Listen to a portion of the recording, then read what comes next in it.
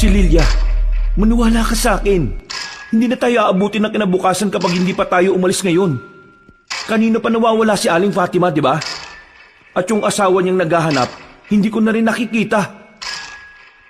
Sinisiguro naman namin sa inyo na mararamdaman nyo ang matinding sakit habang binibiyak namin ang tiyan nyo at pinagpaparte-parte ang mga laman loob niya. Tatanda mo kanina na nakiusap din ako sa'yo, di ba? Ngayon alam mo na ang pakiramdam ng hindi na pagbibigyan? Walang iyakang babae ka.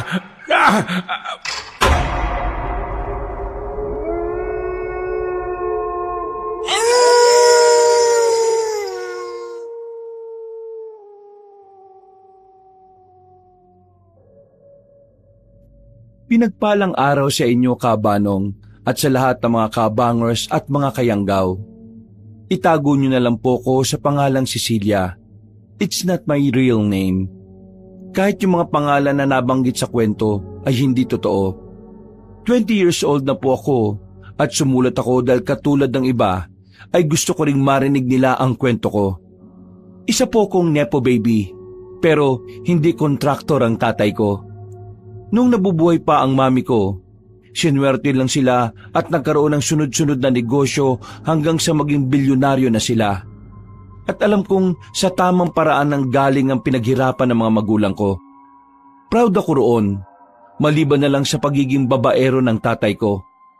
Nang mamatay ang mami Sensya ko, 10 years ago, nag-asawa ulit si Daddy Jake. Yun ang nanay ng nag-iisa kong kapatid na si Fawn. Mabait si Auntie Hanea. Magkasundo kami dahil nakikita ko ang ugali ng mami ko sa kanya. Pero 2 years ago lang ay namatay naman siya dahil sa cancer. Simula noon ay mas lumala ang pagiging babaero ni Dad hanggang sa ito nga. Nagulat kami ng kapatid ko sa aming nabalitaan. Muli, ako si Cecilia.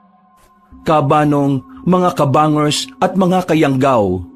Ito ang aking kwento.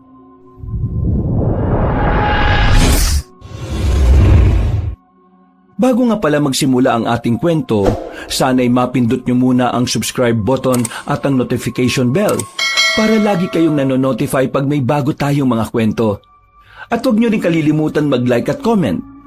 Napakalaking tulong po ito sa ating channel para mas makapagatid pa kami sa inyo ng mga magaganda at mga nakakapangilabot na mga kwento. At ngayon, sa ating pagpapatuloy.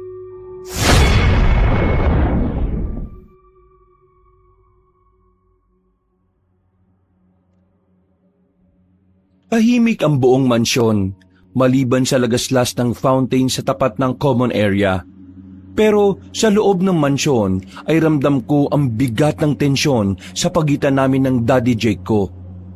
Masama talaga ang loob ko ngayon dahil noong nakaraang linggo ko lang nabalitaan na ikakasal na naman siya. At sa South Korea pa. Hindi naman ako galit dahil doon. Wala naman kasi akong pakialam kung ilang beses siyang magpakasal o mag-anal. Pero ang akin lang, bakit niya kailangang ilihim sa amin ni Fawn ang tungkol dito? Kaya every time na magkikita kami at binobrought up ko ang tungkol sa pesteng kasal niya hanggang sa pareho na rin kaming sumabog nung araw na yon. Nagulat ako dahil sa harap ng mga kasambahay namin ay sinigawan niya ako. Ito ang unang pagkakataon na ginawa ito ni Daddy sa akin kaya ang sama-sama talaga ng loob ko. Why did you do that? The hell, Dad? Tinatanong mo kung why did I do that? So ngayon, concerned ka ng bigla, ha? Kitang-kita ko ang pagpipigil niya habang nakatayo sa paanan ng grand staircase. Suot niya ang paborito niyang gray suit. Pero ang mga mata niya ay parang may laser na lalabas na anumang oras ay tatama sa akin. Sa likuran niya, sa hindi kalayuan, ay nakita ko naman ang nag-iisa kong kapatid na si Fawn. Nakadungaw lang yun at halata ang lungkot sa mga mata. Hindi ko pinansin ang nakababata kong kapatid dahil galit din talaga ako noong mga oras na yon, Kabanong. So what, Dad? So what kung ginawa ko yon? So what? Are you out of your freaking mind, ha, Cecilia? Hindi mo naintindihan kung gaano kahalaga ang business deal na ito? Isa lang ang hinihingi ko sa'yo. Respeto! Ha? Respeto? Talagang coming from you, Dad? Hindi mo ba nakakagat yung dila mo sa mga sinasabi mo? I'll ask you this. Kami ba ni Fawn? Nirespeto mo, Dad? Anak mo kami.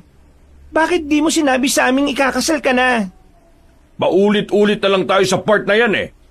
Hindi mo kailangang idamay ang negosyo natin pagdating dyan sa pagtampo-tampo mo. Napag-usapan na nga natin yan, hindi ba? Hindi mo lang iniintindi because you're so being dramatic brat. So may feeling we're just being a dramatic brat? I didn't mean it, anak. Paano ko'y gagalang ang taong minamalit lang ang nararamdaman ko? Hindi kami robot ni Fawn, Dad. Mga anak mo kami. I said I didn't mean it. Stop saying that, Dad.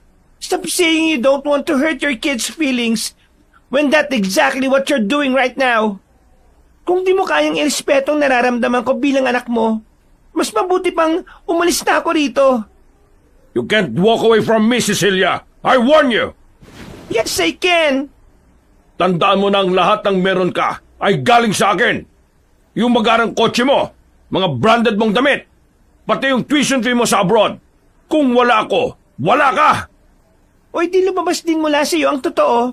Hindi anak ang trato mo sa amin. Para mo lang din kaming tauhan sa kumpanya mo na kaya mong paikutin sa mga palad mo dahil sa pera. I don't need you and your freaking money. I have my own savings. Eh sa akin rin galing yung mga yun eh. Hindi ko na pinansin si Daddy Jake. Umakyat na ako sa kwarto ko at nag-impake lang ng ilang gamit. Pagbalik ko sa baba, ay nandun pa rin ang tatay ko. Lalapit sana siya para pigilan ako pero nag-warning ako na isusuko siya kapag hinawakan ako. Walang nagawa si Daddy kundi ang pagmasdan ako palabas ng mansyon. Galit niya akong sinundan ng tingin habang sumisigaw-sigaw. Bumalik ka rito, Cecilia! Bumalik ka rito! You're such a brat! Naiiyak akong sumakay sa itim kong SUV. Sinalampak ko lang sa passenger seat ang maliit kong maleta at saka ako pinaandar ang sasakyan. Binungangaan ko pa ang gwardya at nadamay pa sa galit ko dahil tila ayaw niya akong pagbuksan ng gate. Pero sa huli ay nakalis nga rin ako sa amin. Habang umaandar ang kotse ay napatingin ako sa rearview mirror. Nasipat ko ang kwarto ni Fawn kaya mas lalo kong napaiyak. Hindi mo lang kasi ako nakapagpaalam sa kanya. I'm so sorry, Fawn.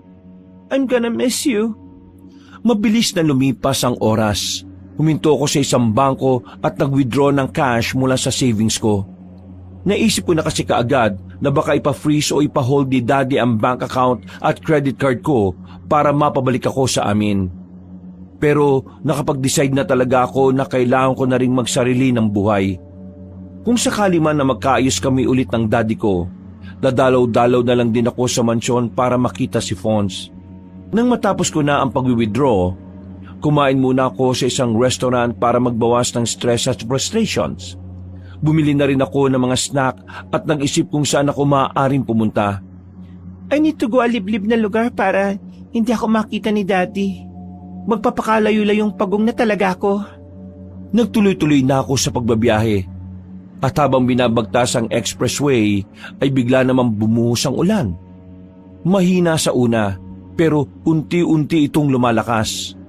Ang mga patak ay parabang kumakatok sa windshield ng kotse at nagpapaalala sa akin na bumalik na sa amin. No, I'm not going back. Hinding-hindi na talaga. Naiyak na naman ako. Kaya para mapawi ang lungkot na nararamdaman ay binuksan ko ang radyo pero paulit-ulit ang balita kahit na sa FM ay may nagpapaalala rin ng masamang panahon. Ay, what the heck? May bagyong papalapit pala sa Timog Luzon at pinapayuhan ng lahat na umiwas sa mga bahain at mga prone to landslide na lugar. Nakisabay pa tong bagyo sa pagsisenti ko. Ay nako, bahala na nga. Hindi ko pinansin ang warning dahil ayaw ko ring magpadala sa takot. Gusto ko lang talaga ng katahimikan. At ang lugar kung saan hindi ako ituturing na parang take for granted. Kabanong akala ng iba ay napakasaya na mabuhay ng maraming pera, na maging anak ng isang bilyonaryo. Pero dahil walang perpektong nilalang sa mundo, hindi ganun kasaya ang buhay ng mga katulad ko. Nabibili nga namin ang gusto namin mga bagay pero yung peace of mind at saka contentment ay hindi. Kaya totoo rin ang kasabihan na money can't buy us happiness. The real happiness is love, peace, and commitment in life. Lumipas ang 2 oras at napansin kong medyo lumalabo na ang tanawin. Nagsimula na ring umusok ang tambutso ng kotse. Kaya nagdesisyon ako mag-stop over sa isang gasoline station sa may pabundok na daan. Malayo-layo na talaga to sa syudad. Madilim na rin ang paligid, pero nilakasan ko na lang ang loob ko kahit na ganon. Napakatahimik kasi at iilan na lang ang tao. Paglabas ko ng kotse, sa tapat ng gasolinahan ay nakita kong isang matandang lalaking nagbebenta ng kape sa gilid. May mangilan-ngilan ding truck driver at painante na nagpapahinga roon, kaya lumapit ako para bumili. Maya-maya, pagbalik ko sa kotse, ay nagpaalam muna ako sa gasoline station crew na magbabanyo. Tinikman ko lang ang kalahati ng kape at tinapon na ito. Pagkatapos ay nagilamos na ako ng muka. Pagbalik ko, papasok na sana ako sa loob ng kotse nang biglang may gumalaw sa likod ng SUV. Napatras ako at muling tumingin doon hanggang sa muli na namang may tumuktok. Kaya binuksan ko na ang compartment. Ganun na lang ang gulat ko nang tumambad sa akin ang bunso kong kapatid. Pawis na pawis siya at tila namumutla na sa gutom at kakulangan ng hangin. Bitbit pa niya ang paboritong stuffed toy na tinatawag niyang Black Panther. Pusa yun na 3 feet ang haba. Anong ginagawa mo dyan, Fons? Ate Cecilia, huwag ka po magalit, please. Paano hindi ako magagalit, ha? Ilang oras ka nang nandyan? Paano kung may masamang nangyari sa'yo? O paano kung may nadaanan akong checkpoint? Iisipin pa ng mga pulis na kinidnap ko yung kapatid ko. Gusto ko lang naman pong sumama sa iyo, eh. Ayokong maiwan sa bahay, ate. Lagi nang wala si daddy tapos aalis ka pa. Napapikit na lang ako at napabuntong hininga dahil sa sinabing yun ng nakababata kong kapatid. Gusto kong maiyak na naman Banong pero hindi ko na ipinakita sa kanya. Ayaw ko kasing ma-upset pa siya. Paglabas niya ng compartment ay huminga ako ng malalim bago siya muling kumprontahin. Sa totoo lang kasi ay hindi ko rin alam ang gagawin ngayon. Siguradong mas lalo lang akong hahanapin ni Daddy kapag nalaman na kasama ko pala ang bunso kong kapatid. Mas lalong hindi ako makakatakas. Mas lalong lilit ang mundo ko at mawawalan talaga ako ng kalayaan. Fons, hindi ba dapat ginawa to? Sorry ate, pero gusto ko lang po talagang sumama sa iyo, eh. Ayaw kong maiwang mag-isa ron sa mansyon. Hindi ka naman mag-isa ron, eh. Nandun si Namanang, saka yung apo niya na palagi mong kalaro. Pero gusto ko pa rin sumama sa iyo, ate. I'm so sorry, but I need to take you back to the mansion. Please, ate, wag po. Please. Ay nako, kumain na muna tayo. Tumawid ulit kami sa kabila at bumili nga ng makakain. Nang matapos na, ay bumalik kami ng sasakyan at muling nag-usap. Ipinaliwanag ko nga sa kapatid ko ang lahat, kaya hindi ko siya pwedeng isama. Nung una ay umiiyak-iyak pa siya dahil ayaw niya talagang maiwan sa mansyon. Pero nung sinabi ko na dadalaw-dalaw pa rin ako, ay doon na siya tumalima. Ipinaunawa ko rin sa kanya na in his legal age, magagawa na rin niya ang katulad ng ginagawa ko noon. Kaya habang bata pa lang siya, ay mag-ipon na siya para sa sarili niya. Kung gusto niya talagang makalaya sa poder ng aming ama. Pagkalipas ng 1 oras, pasado 8:30 ng gabi, pagkaalis namin sa gasolinahan ay nagsimula na ang bagsik ng ulan.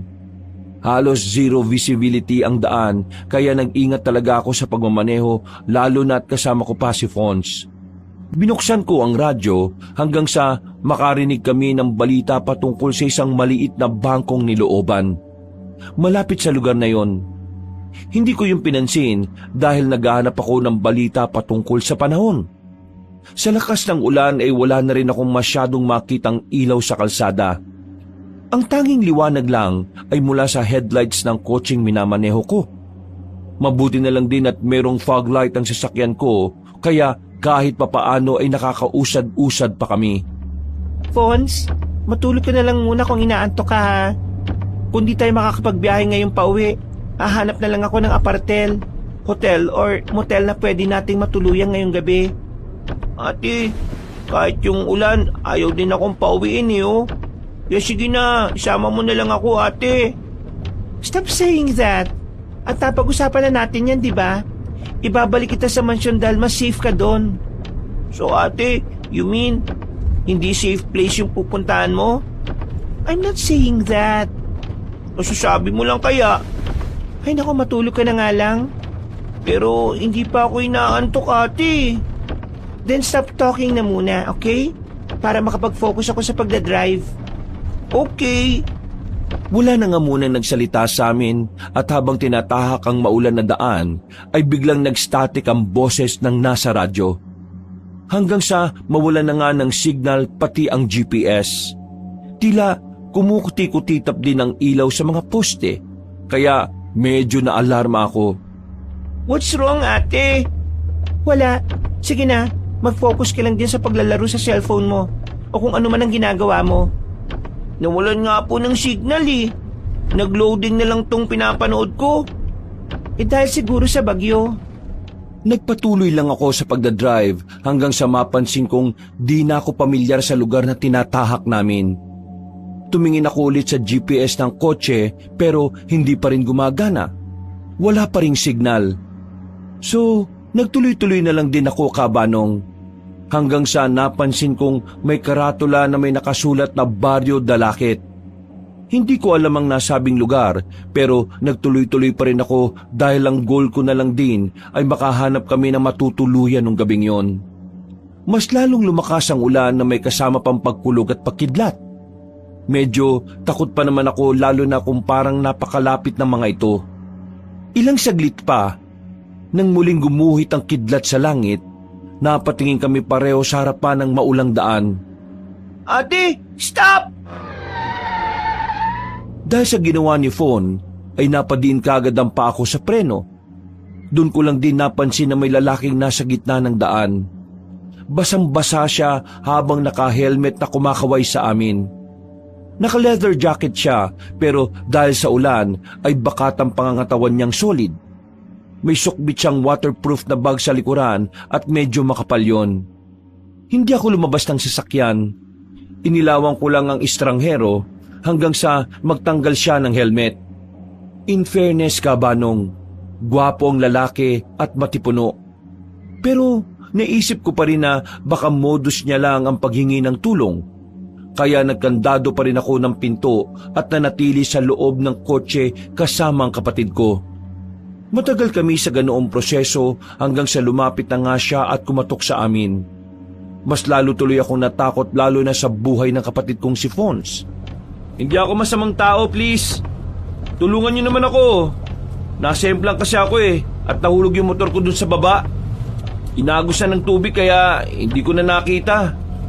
Please, help me naman Ate, tulong daw po. Papasukin natin siya. Please, kailangan ko talaga ng tulong niyo Ibinaba ko na kaagad ang sliding window. Sa kabila kung nasaan ang lalaki, pero kaunti lang para makasiguro. Doon ko mas nakita ang kalagayan niya. May gasgas ang leather jacket niya at tila may kalmot din ng kung anong hayop. Salamat Ano nangyari sa'yo? Bakit parang may mga kalmot ka sa jacket? Are you okay? May humabol sa akin kanina Hindi ko alam kung anong klase ng hayop yun. Hanggang sa nasemplang na nga ako. Anong ibig mo sabihin? Hindi pa ako natatapos sa pagsasalita nang biglang kumulog. Tila sumabog ang kidlat sa likuran ng bundok. At kasabay nito ay ang alulong ng kung anong nilalang. Mula sa hindi kalayuan sa harapan ay may naaninag kaming nilalang. Dahil dito ay mas lalong nagmadali ang lalaking estranghero at nagmamakaawang pumasok sa kotse. Dahil na rin sa pagkataranta, kaya pinagbuksan at pinapasok ko na siya sa loob ng sasakyan para makasilong. Pagtingin namin sa harapan, ay nawala na nga ang nilalang kaya nakatinginan kami ulit. Ano yung nakita natin doon kanina? Pasensya na pero hindi ko rin talaga alam eh. Umalis na tayo dito, baka itong sasakyan mo naman ang salakayan ng mga yon. Nagmadali na nga kaming umalis hanggang sa makalayo sa lugar na yon. Nang marating namin ang diretsong daan, ay nakahinga kami pare-pareho na maluwag.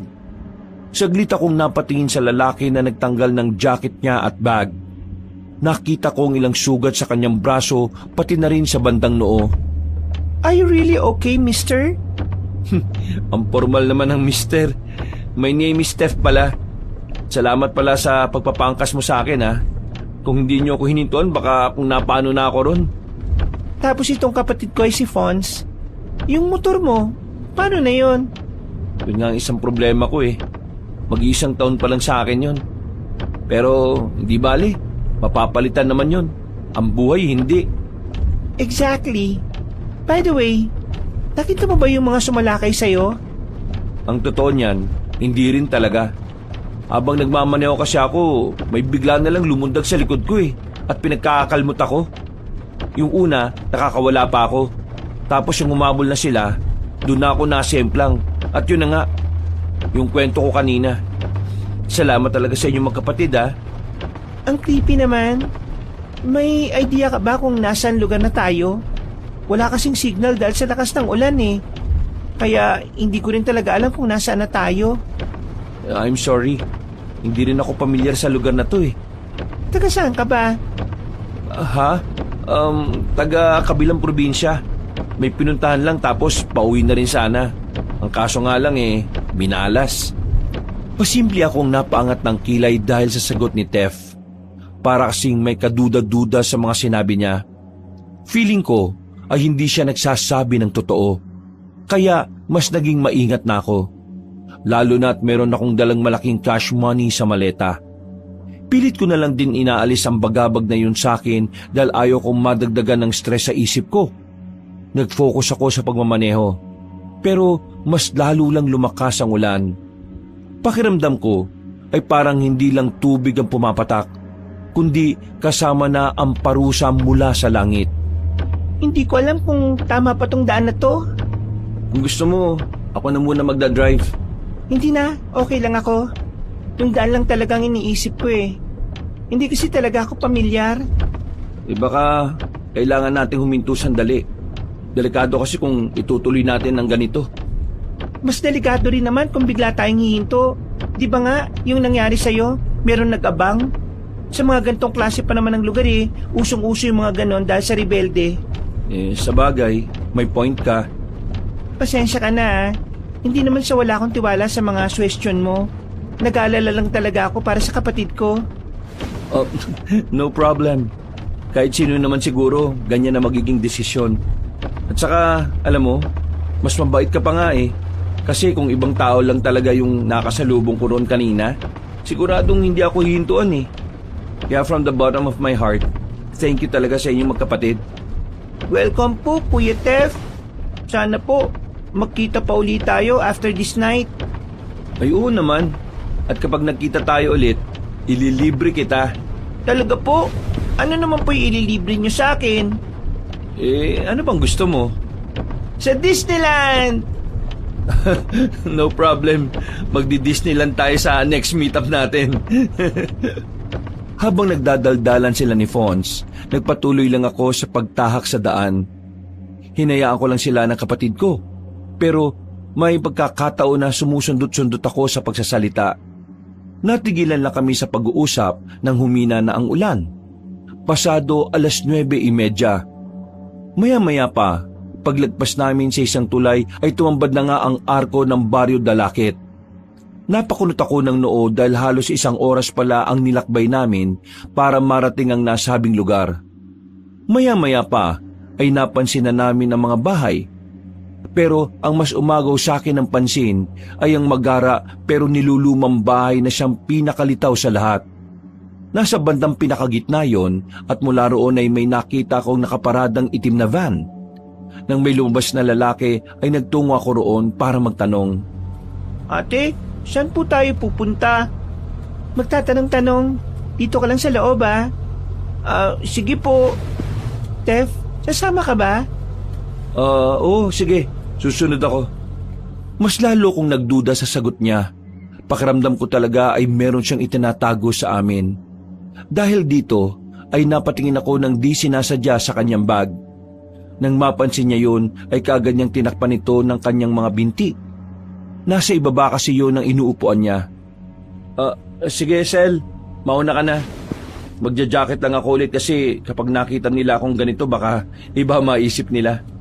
Sa bagay, ako nga iba na ang naiisip ko Ha? Anong ibig mo sabihin? Wala naman. Bilisan mo na lang din lumabas para may kasama ako. Sa totoo lang kasi, natatakot din talaga akong makipag-usap Hindi tayo pamilyar pare-pareho rito sa lugar kaya dapat mag-ingat tayo. Lalo na't may sumalaki sa'yo kanina. Oo, tama ka. Iba yung pag-iingat talaga ang kailangan nating lahat. Exactly. Fons, paglabas namin ni Tef, wag ka magbubukas ng pinto Kung may kakatok, tawagin mo kagad ako o sumigaw ka. Opo ate, pero isama mo na lang kaya ako sa labas. Magstay ka nga lang dito at huwag kang mangulit. Huwag mo nang dagdagan ng stress ko, please. Sige, okay po ate. Matapos kong makipag-usap ay nauna na akong lumabas Banong. Nakatingin na rin sa akin yung dalawang lalaki na lumabas galing sa van na itim. Hello. I bet na naligaw din kayo. Same with my family. Opo, maganda gabi po pala. Anong maganda sa gabi? Naligaw na nga tayo tapos malakas pa yung ulan. Anong maganda ron, Ining? Sorry po. I'm si Lilia po. Ito na po ba yung Barrio Dalakit? Oo, ito na nga yun. Sa layo-layo ng biyahe, ganitong kalit na baryo lang palang madadatnan natin. Ito kasing driver kong si Eman Hindi rin inalam ang mga tamang dadaanan. Kayo ba? Bakit kayo naligaw? Nawalan po kasi kami ng signal Naka-GPS kami. Nak ng titing Hindi rin talaga maganda na asang-asa tayo sa digital map Katulad nito, kapag nawala ang signal, pare-pareho tayong parang tupang ligaw nito Hindi na ako umimik at ngumiti na lang. Napatingin din ako sa tinutukoy na matabang Ginoo na driver niya. Nakayukod yun na tila nahihiya dahil pinagagalitan siya ng amo. Napaismid ako dahil hindi naman ako ganon sa mga driver namin sa bahay. Alam namin na nagkakamali ang lahat kahit pa bihasang driver. Naantala lang ako sa pag-iisip nang bumukas ang bintana sa gilid. Mula roon ay lumabas ang ginang na nagpakilala bilang si Ginang Bell. Ang asawa niya pala na matabang lalaking medyo pasmado ang bibig ay si Ginoong Ethan. Ang driver naman ay si Kuya Eman. Ang isa pang babaeng nasa loob ng van ay si Aling Fatima na asawa ng driver. At ang kambal ay sina Calix at Dion. Matanda lang sila ng 5 taon kay Fons. Mawalang galang na po, Mr. Ethan. Tatanong ko lang po sana kung may matutuluyan kayo rito sa lugar na to kahit ngayong gabi lang. Oo, meron. Nakikisuyo nga ako ron sa matandang kausap ko kanina Hinihintay ko lang lumabas. Yung gulong din daw kasi ng van, medyo lumalambot. Pagpapabukas na lang namin. Pwede rin po kaya kaming makiusap dun sa sinasabi niyong matandang lalaki? Mamaya pagbalik niya, kausapin niyo na lang. O paano? Papasok muna ako sa loob ng van. Maiwan ko na muna kayo dyan. Sige po. Thank you po. Naiwan nga kami ni Kuya Eman sa labas. Sumilong kami sa parang waiting shed sa gilid ng magarang bahay na niluluma. Pagdating doon ni Tef, ay sinabi ko rin kaagad sa kanya ang napag-usapan. Diyan tayo tutuloy sa bahay na yan kung sakali? Oo, may matandang lalaki raw na nakatira dyan. Kausap nila Mr. Ethan kanina. Tapos, pinayagan daw silang magpatila muna ng ulan at matulog hanggang bukas. Sana tayo rin. Ayaw kong sabihin to dahil ayaw kitang takutin. Pero parang ang creepy ng bahay Tsaka pati tong lugar. Kakaiba yung vibes para sa akin.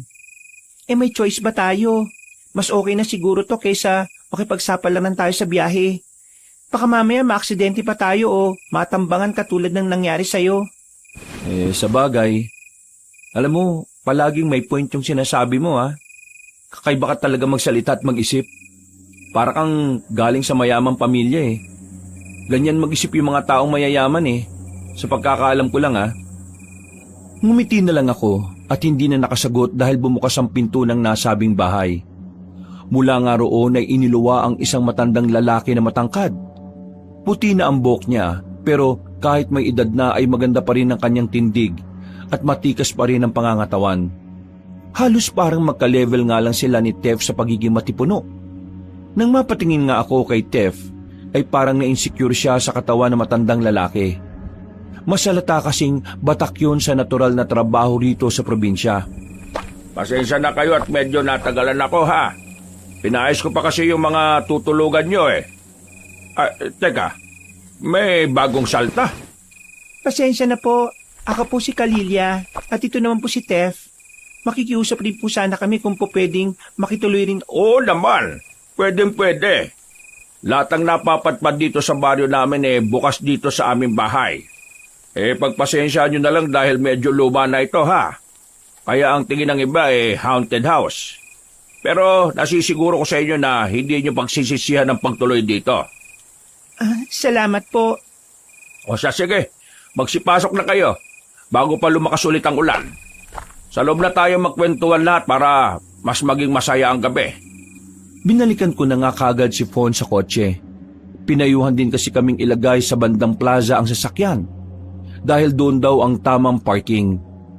Pagkalaon ay dinala ko na rin ang maliit na maleta dahil hindi ko yun pwedeng iwan sa kotse. Nandun kasi ang cash na na-withdraw ko. Nang nasa tapat na kami ng kapatid ko, napansin kong parang seryoso si Tef. Parang malalim ang iniisip niya, kaya nilapitan ko siya tinapik. Ang lalim na naman ang iniisip mo. Ha?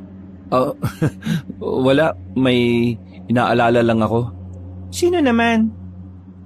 Pasensya na, hindi ko na maalala eh. Napaismid na lang ako at pagkadaka ay pumasok na kami sa bakuran. Doon ko lang napansin na may mga estatwa ng mga diwata na nakatayo sa iba't ibang parte ng bakuran. Medyo creepy sa paningin ko pero parang may pagka-aesthetic din. Nagtuloy-tuloy kami hanggang sa makapasok sa pinakaloob ng magarang bahay. Malito kumpara sa mansyon namin. Pero masasabi kong maganda ang interior design ng bahay. Puro antigo ang mga naroon na kapag binenta ay sigurado kong mahal. Alam ko kasi ang tungkol sa ganoong bagay dahil ang nanay ni Fons ay mahilig mangolekta noon ng antigo. Madalas akong sinasama kaya nakahiligan ko na rin. Magandang gabi sa inyo. Maligayang pagtuloy dito sa simple kong tahanan. Eksakto at may 5 kwarto doon sa taas. Kayo na lang ang bahala kung saan kayo matutulog.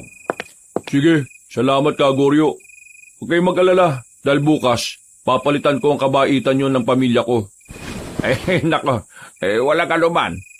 Ako rin po, nagpapasalamat dahil di po kayo nagdalawang isip na patuloyin kami. Wala rin naman sa inyo. Siya nga pala, alam kong medyo lumalalim na ang gabi at sigurado ko na hindi pa kayo mga kumakain dahil sa pagbabiyahe. Pahintulutan nyo sana na ipaganda kayo ng hapunan ng anak kong si Glorieta. Mag-ayos na muna kayo ng mga sarili nyo sa kwarto at ipatatawag ko na lang kayo kapag handa na ang hapunan. Napangiti ako dahil sa sinabing yun ng Ginoo. Pero nang tumingin ako kay Tef ay parang hindi siya masaya. Nagiba tuloy ang pakiramdam ko at lalo kong nahiwagaan sa kanya. Okay ka lang ba, Tef? Ha? Oo. O sige, mauna na ako sa taas ha. Magkakasunod na nga kaming nag-akyatan at nang nasa pasilyo na ng ikalawang palapag, nakita kong nauna nang pumasok ang mag-asawang Ethan at Belle sa unang kwarto. Sa katapat nila ay ang kambal. Sa susunod naman ay tumakbo si Fons at sinabing doon kami magkukwarto. Sa tapat naman namin ay si Tef na nagkulong kagad kaya napakibit-balikat na lamang ako. Sa pinakandunong silid ay ang mag-asawang Mang Eman at Aling Fatima. Katabi namin ang kwarto nila. Pagpasok namin ni Fons ay parang lumang museo ang loob ng silid. May mga painting ng mga sinaunang diwata, mga lumang larawan ng mga pamilya na parang galing pa sa 1800s. Medyo nakripihan ako dahil may chandelier na gawa sa buto ng hayop at amoy ng insenso na nakakahilo. Ang bango naman ito, parang amoy sampagita. Parang di naman, parang ibang naaamoy ko eh. Parang ano ate? Parang may halong dugo at patay na kung ano? Ano po? Wala, kalimutan mo na. Magpalit ka na muna ng damit at suotin mo yung long sleeves ko. Bilisan mo. Saka tayo bababa ron sa kusina para maghapunan. Sige po, ate. Binuksan ko ang maleta at kinuha ang long sleeves saka inihagis kay Fons. Kumuha rin ako ng komportabling damit at nagpalit. Nahiga ako sa malambot na kama hanggang sa nakaidlip pala ako. Ginising na lang ako ng kapatid ko dahil kumatok na raw ang isang kasambahay at nagsabing maghahapunan na. Tumayo ko kagad at tumingin sa relo. 10:00 na pala eksakto. Lumabas kagad kami ng kwarto at nang nasa pasilyo na, nakita kong nagtatakbuhan sina Alex at John. Nakitakbo na rin tuloy si Fon sa kanila pababa. Naiwan ako roon at nakita ko sa dulo ng silid si Mang Eman. Nagtanong pa siya sa akin kung nakita ko raw ang asawa niya. Umiling ako kaya naglakad na rin siya pababa. Pasunod na sana ako nang biglang bumukas ang katapat kong kwarto. Nakita ko si Tef na nag-aayos ng iniingat-ingatan niyang bag. At nanlaki ang aking mga mata nang nakita kong may hawak siyang baril. Napatingin siya sa akin at kagad yung itinago. Sa kaba ko, ay nakaisip ako bigla ng hindi maganda. Kaya nagtuloy-tuloy ako pababa. Pero sa hagdanan pa lang ay hinawakan na niya ang kamay ko. Kung ano man ang iniisip mo, mali yun ah. Bakit ka may baril? Ano yung laman ng bag mo? Hindi mo maintindihan. Kung ganun, ipaliwanag mo para maintindihan ko. Hindi pwede. Di bitiwan mo na ako. Kung di mo ko bibitiwan, sisigaw ako dito. Bago ko pa matapos ang sinasabi ko, binitiwan na ako ni Tef. Nagtuloy-tuloy ako sa pagbaba hanggang sa makarating sa dining area. Ipinustura ko ang sarili ko para walang makahalata na gusto ko nang umiyak dahil sa takot. Doon ko lang biglang naisip na nilinlang ako ni Tef, na baka hindi totoo ang sinasabi niya kanina. Na isa pala siyang masamang tao na naghihintay lang ng pagkakataon para magawang kami na masama. Kung totoo ang mga naiisip kong yon, Kabanong, ako ang magpapahamak sa mga kasama ko. Habang nasa hapagkainan kami, ay patuloy ang pagtakbo ng isip ko kung paano sasabihin sa lahat ang tungkol kay Tef. Hindi rin ako makalingon sa kanya dahil alam kong nakatingin siya sa akin. Naantala lang kami nang biglang magtanong ulit si Mang Eman patungkol sa kanyang asawa. Yung asawa mo talaga, Eman. Kahit saang lugar, laging ganyan eh. Hindi mo naman alam kung saan-saan nagsusubiksik. Baka naglibot-libot lang o kaya nagbanyo. Sige na, kumain ka na muna bago mo siya hanapin. Kumain na rin tayong lahat. Naghapunan na nga kami, pero natapos na lang ang lahat ay wala pa rin sumusulpot na Aling Fatima. Kaya naman naghanap-hanap na nga si Mang Eman. Hindi na rin namin napansin ang tungkol doon dahil abala at antok na rin ang lahat. At ako naman ay iwas na iwas pa rin kay Tef. Iniisip ko pa rin kung paano siya isusumbong. Pero hindi ko magawa sapagkat lagi siyang nandoon kahit saan ako magpunta. Pagbalik namin sa kwarto ay nagkandado kagad ako ng pinto. Nagtaka naman si Fons dahil napansin rin niya na umiiwas ako at iniiwas ko siya kay Tef. Ate, bakit parang iwas na iwas ka kay Kuya Tef? Makaaway na kayo kagad? Makinig ka mabuti, Fons. Simula ngayon ay layuan mo na yung taong yun. Bakit naman, ate? Delikado siyang tao. Paano pong delikado? Basta, makinig ka na lang sa ate mo, okay? Paano ko nga po masusunod ang gusto nyo? Kung hindi ko naman alam kung bakit ko siya dapat iwasan. Huwag ka na nga muna makulit. Pwede ba? Kulit-kulit mo eh. Basta kapag sinabi kong lumayo ka sa taong yon, lumayo ka. Mahirap bang intindihin yon? Natigilan na ako nang makita kong nangingilid na ang mga luha sa mata ni Fons. Napabuntong hininga na lang ako tsaka ako siya nilapitan, pero umiwas na siya sa akin. I'm sorry, hindi ko sinasadya. Pareho lang kayo ni Daddy. Nagagalit ka sa ugali niya, pero hindi mo naiisip na magkapareho lang kayo ng asal. Gusto ko lang namang malaman kung bakit ko kailangang iwasan si Kuya Tef eh. Mahirap bang sabihin yun, ate? Hindi ko rin kasi alam kung paano ko sasabihin. Nakita ko siya kanina, meron siyang baril na hawak. Delikado siyang tao, Fons. Paano mo naman nasabi yun? Nakita mo ba siyang gumawa ng masama? You don't understand how the world works, Fons. Soon, maintindihan mo rin. But still, I'm sorry. Okay. So are we good now? Pagkatango niya ay niyakap ko siya ng mahigpit at pagkatapos ay nahiga na kami pareho sa malambot na kama.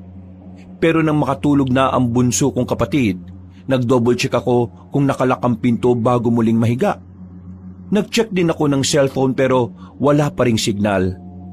Nag-expect man naman ako na meron na dahil may nakita ko kaninang telco tower malapit dito. Pero siguro wala pa talaga dahil sa bagyo. Naupo ulit ako at pinagmasdan si Fons na nahihimbing na sa pagtulog.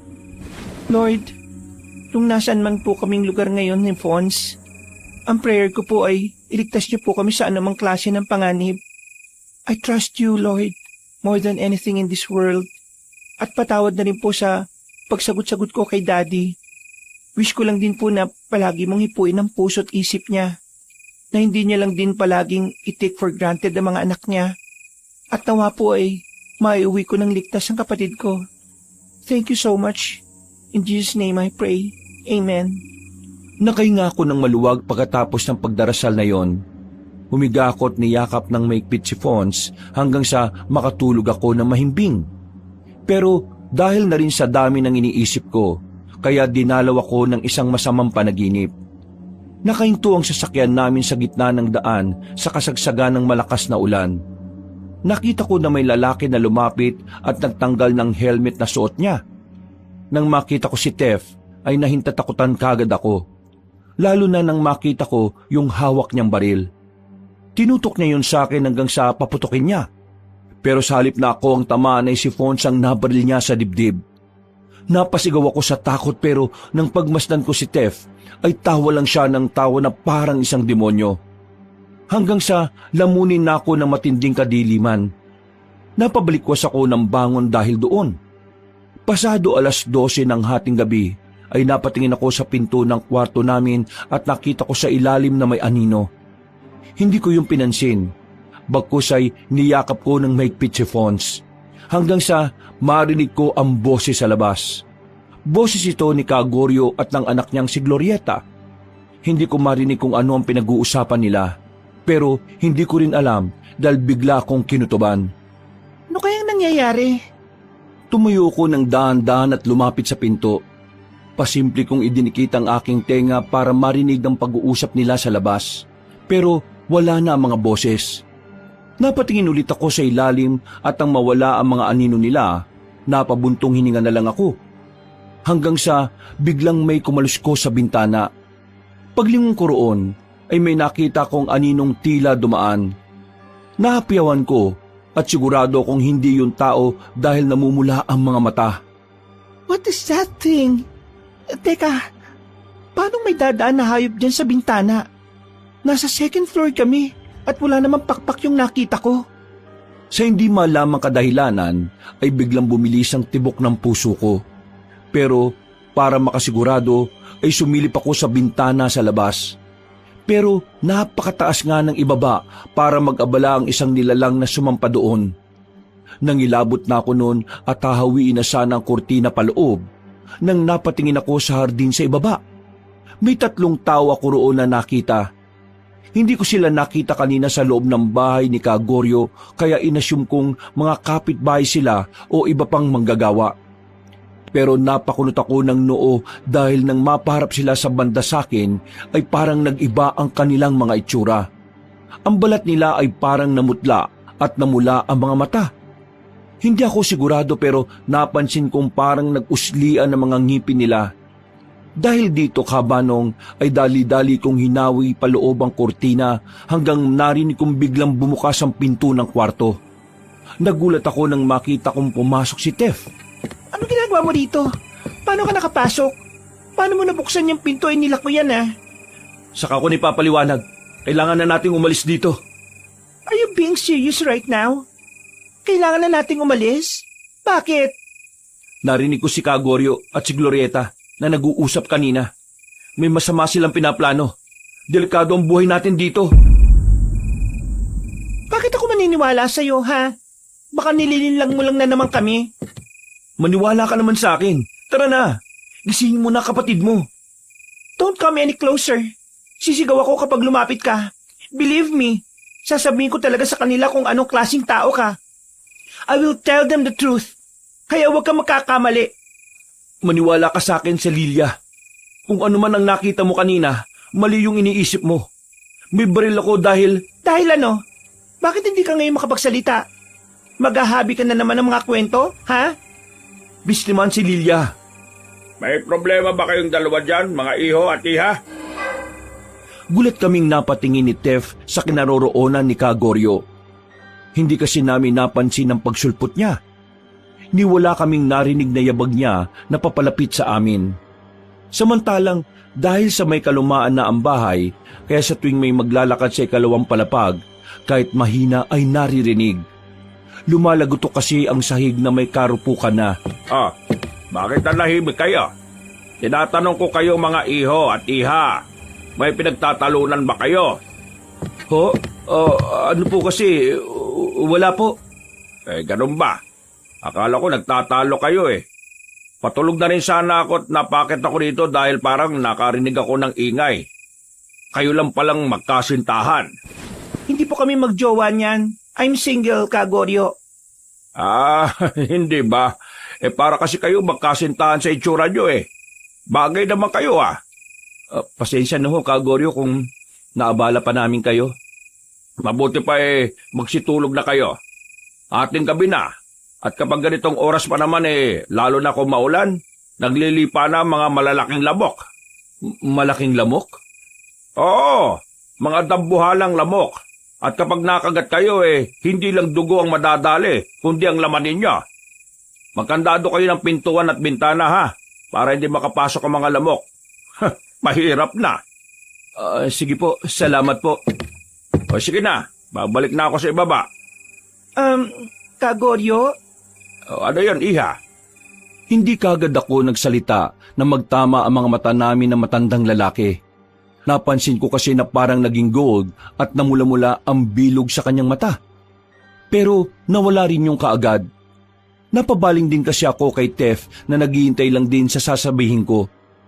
Sa totoo lang, ay bala ko na talaga siyang isumbong sa mga yon. Pero nag-isip-isip pa rin ako. Natulala ka na naman, iha. May sasabihin ka ba? Wala po. Nakalimutan ko na po.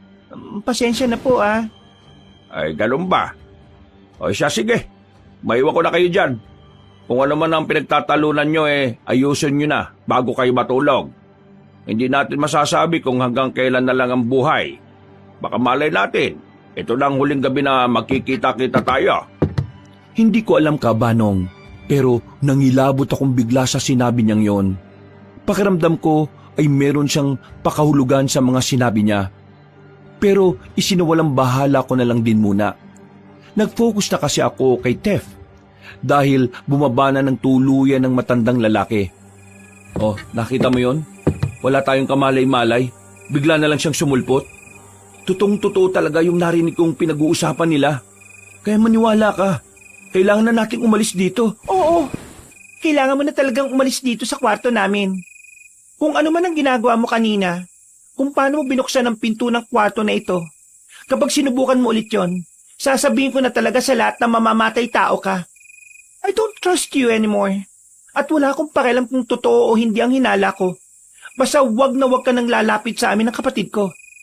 Bukas, doon ka sumabay sa van at wag na sa amin. Ayaw kong pasakayin ng kotse ko ang isang kriminal. Please, get lost. Si Lilia, maniwala ka sa akin. Hindi na tayo aabutin ng kinabukasan kapag hindi pa tayo umalis ngayon. Kanina pa nawawala si Aling Fatima, di ba? At yung asawa niyang naghahanap, hindi ko na rin nakikita. Pinagtulakan ko na siya at pinagsaran ko na siya ng pinto. Pagkakandado ko, ay hinarang ko pa ang maliit na tukador para siguraduhin hindi na maitutulak kung sakaling mabuksan man niya ito. Bumalik na ako sa kama pero napatingin pa ako sa ilalim ng pinto. Nang mawala ng anino ni Tef, ay nakahinga na ako ng maluwag. Pero napaisip-isip din ako sa mga sinabi niya kanina. Nagrema ng paulit-ulit sa utak ko ang mga yon, kaya hindi rin ako dinalaw ng antok. Nakakainis. Tumayo ako ulit at pasimpleng lumabas ng kwarto. Lumapit ako sa silid niya at pasimpleng kumatok. Bumukas yun kaagad nang sinabi kong ako ang kumakatok.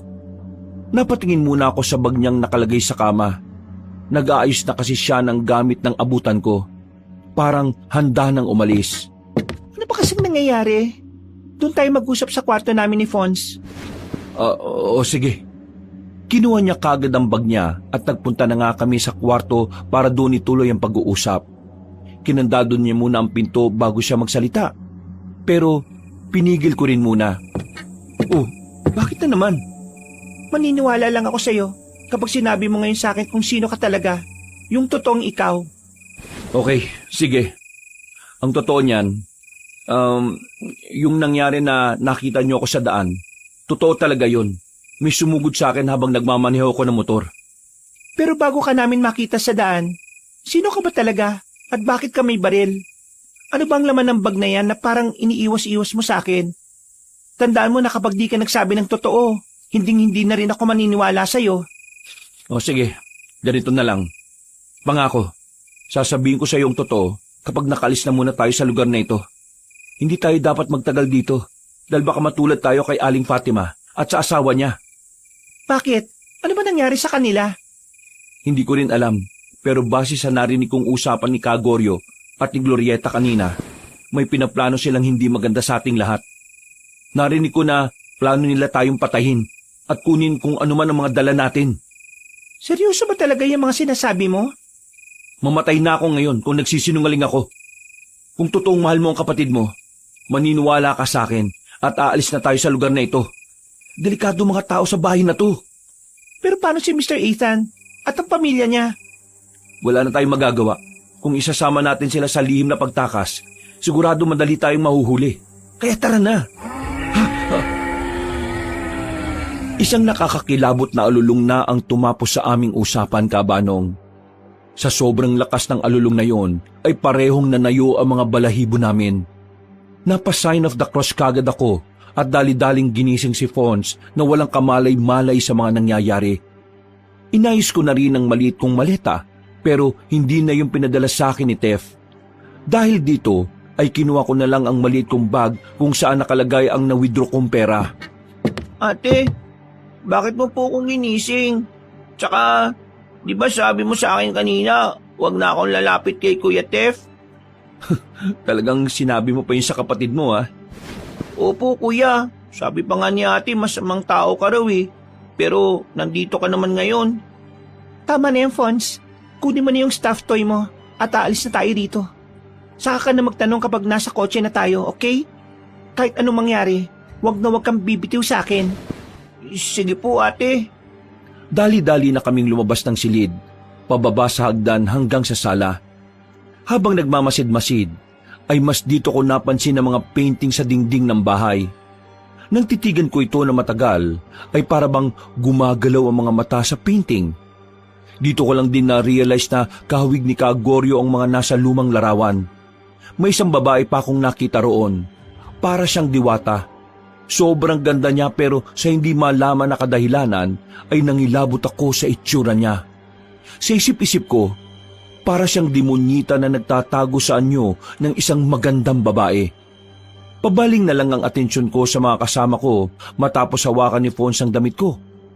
Nang bubuksan na namin ang main entrance ay naggulat kami dahil nakakandado ito mula mismo dito sa loob. Nakatali yun ang bakal na may malaking padlock. Umisip ng paraan si Tef. Nakita kong may dinukot siya sa bulsa na isang bagay. Pagkatapos ay pinihit-pihit niya ang butas ng padlock hanggang sa magbukasyon. Napukunot ako ng noo. Dito ko na-realize na kaya pala siya nakapasok ng walang kahirap-hirap sa kwarto namin. Akit bahay ka ba, ha? Saka na natin pag-usapan yan. Dapat makaalis muna tayo. Marahan niyang binuksan ang pinto at pinahawak sa akin ng malaking kadena. Hindi naman ako nagreklamo dahil nagmamadali kami. Maingat kaming naglakad hanggang sa makarating sa plaza.